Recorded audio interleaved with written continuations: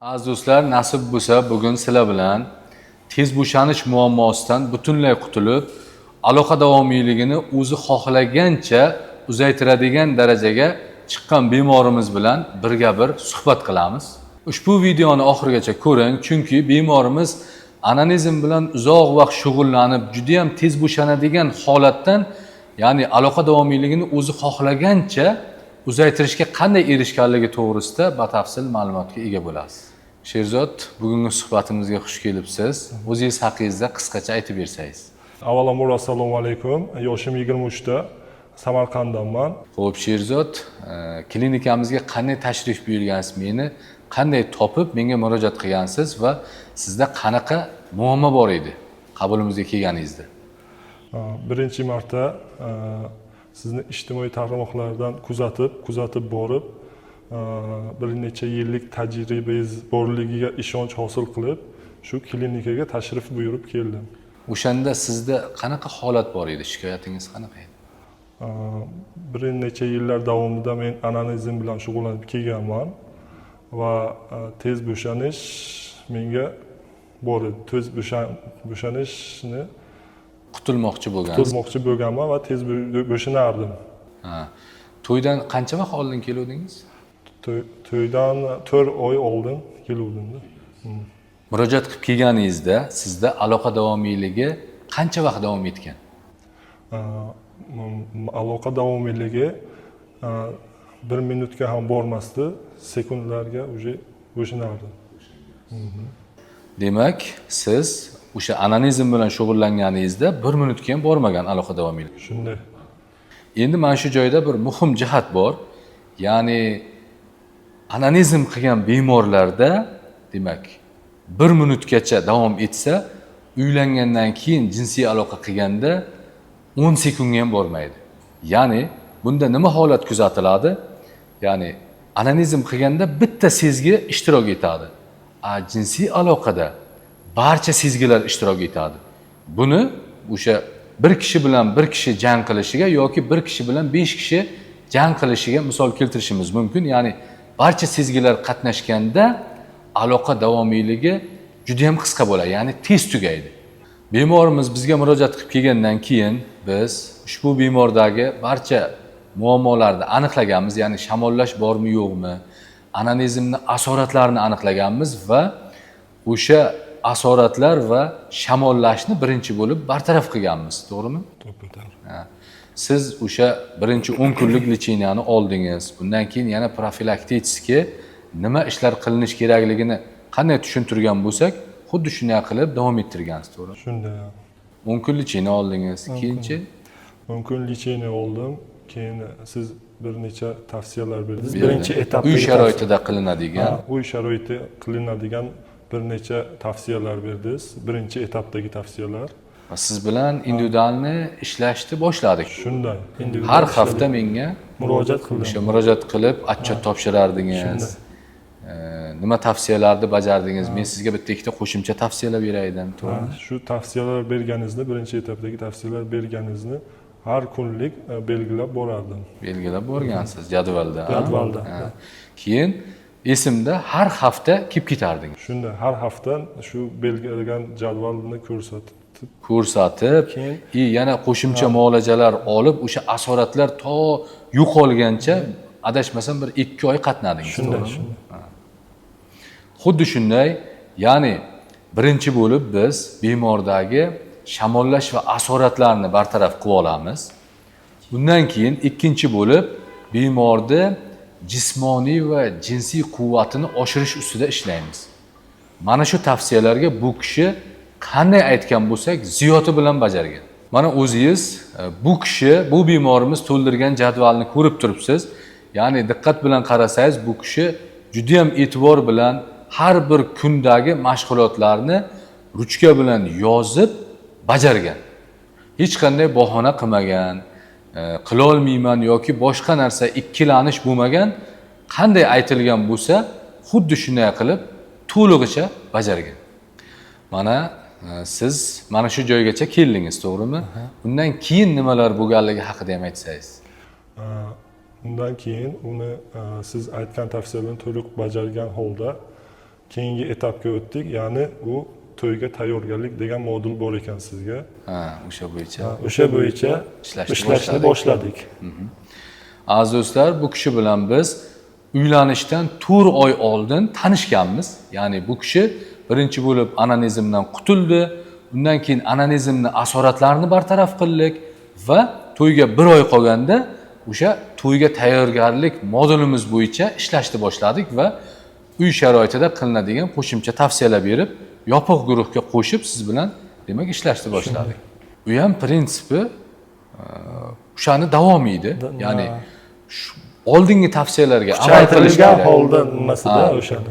Endi ushbu to'yga tayyorgarlik modulimizga keladigan bo'lsak, bu oldingi barcha tavsiyalar davom etaveradi, lekin qo'shimcha tarzda, demak, birinchi kechaga xato qilmaslik uchun nimalarga e'tibor berish kerak, sog'lom farzand ko'rish uchun nimalarga e'tibor berish kerak, barcha zararli odatlardan voz kechib, demak, sog'lom spermatozoidlar hosil bo'lish uchun nimalarga e'tibor berish kerak bo'lsa, demak, barcha tavsiyalar mana shu modulda berilgan bo'ladi. Xo'p, mana Sherzod, siz to'yga tayyorgarlik moduli bilan ham tanishib chiqdingiz va o'zingizning fikrlaringiz qanday o'zgardi? Ularni ko'rib chiqqandan keyin, bajargandan keyin o'zgarishlar birinchi navbatda ishonch hosil bo'ladi. O'zingizga bo'lgan ishonch ortdi. O'zimga bo'lgan ishonch, ya'ni qo'rquv umuman yo'q. U masalan tez bo'shanish bo'yicha qo'rquv, o'ziga ishonch baquvvatligi bo'yicha qo'rquv, qondirish bo'yicha qo'rquv masalan. Qancha davom etadi? Qancha davomiyligi, jinsiy aloqa davomiyligini past bo'lgani bo'yicha qo'rquvdi. Endi mana shu joyda ko'pchilik yoshlarimiz, demak, uzoq vaqt anonizm bilan shug'ullangan bo'lsa, birinchi bo'lib qo'rquv bo'ladi. Qo'shila olmasam nima bo'ladi? Tez bo'shanib qo'ysam nima bo'ladi? Va boshqa qo'rquvlar. Demak, tayyorgarlik bo'lyapti. Sizda birinchi bo'lib ishonch paydo bo'ldi, qo'rquvlar ketishni boshladi, to'g'rimi? Bu eng katta natija mana shu hisoblanadi. Ya'ni bu odat bilan endi umuman shug'ullanmayapsiz. Zo'r. Shug'ullanmayapmiz. Xo'p, mana Sherzod, to'yga tayyorgarlik ham bo'ldi. Endi uylandingiz. Uylanganingizdan keyingi holat haqida qisqacha aytib o'ting. Uylanganimdan keyin birinchi navbatda tez bo'shanish bo'ldi, ya'ni qisqa aloqa davomiyligi qisqa bo'ldi baribir. Bu normal holat.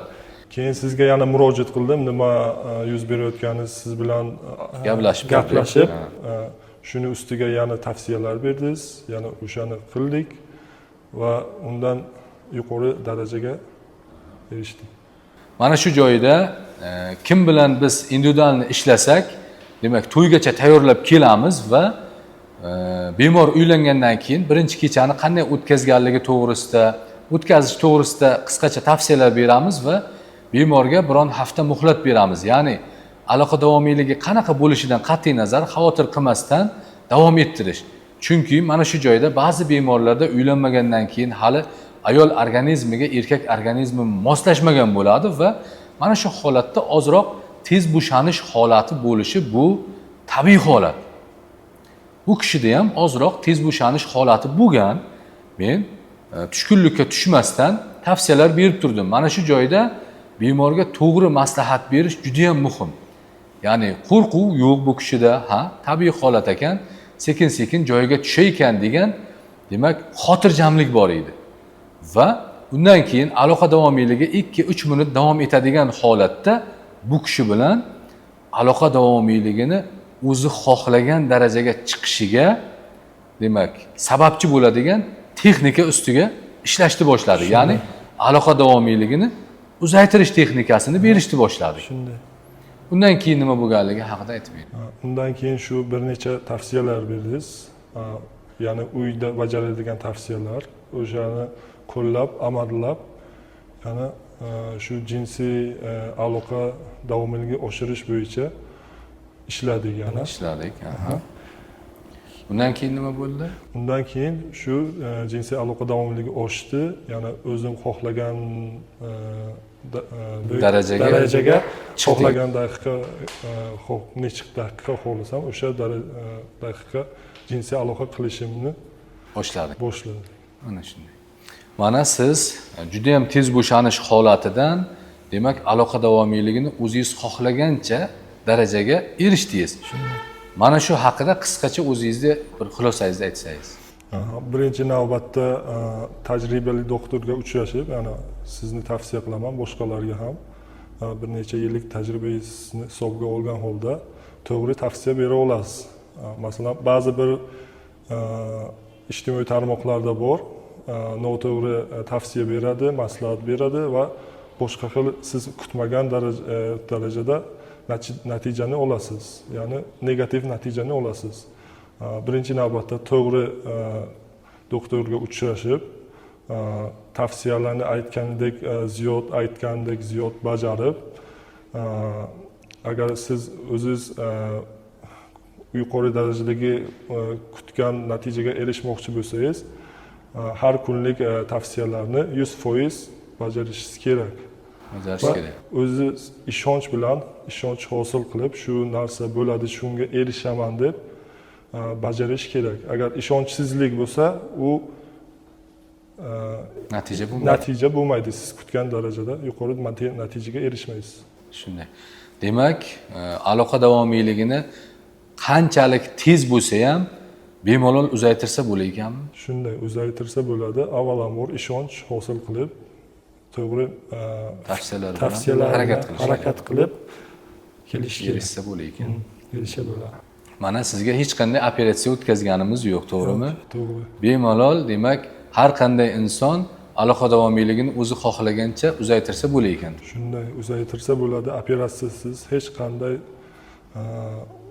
odam salomatligi zarar yetkazmasdan shu darajaga erishsa bo'ladi. Mana aziz do'stlar, o'zingiz guvohi bo'lib turibsiz. Juda ham uzoq vaqt davomida anonizm bilan shug'ullanib, tez bo'shanib qo'yish holati bilan bizga murojaat qilib kelib, to'ydan oldin va barcha aytilgan tavsiyalarimizga amal qilib, aloqa davomiyligini o'zi xohlagancha uzaytirish darajasiga chiqqan bemorimizni fikrlarini eshitib turibsiz.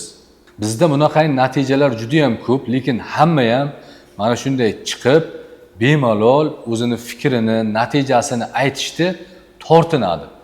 Ya'ni nozik tema, tanishlarim bor, boshqa uyalaman aytishga, lekin bunaqa natijalarimiz juda ham ko'p. Sizga katta rahmat Sherzod, mana bo'lgan voqeani ochiqchasiga bemalol aytganingiz uchun.